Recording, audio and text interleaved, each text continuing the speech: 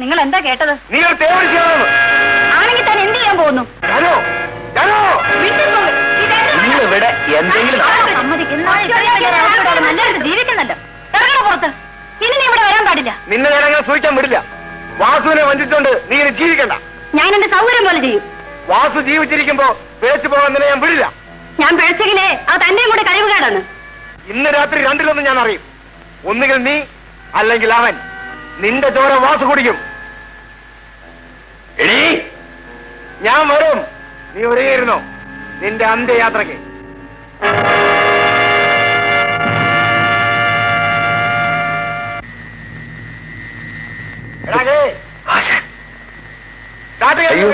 ഈ നേരത്തെ എന്തിനാ ആശാനെ? എടുക്കാൻ. ഇന്ന് ഞാൻ അവളെ തട്ടും. വേണ്ട ആശാനെ, ആ പാവത്തിന് വെറുതെ വിട്ടേക്ക് ആശാനെ. മാറിക്കാൻ. ഞാൻ മാറില്ല.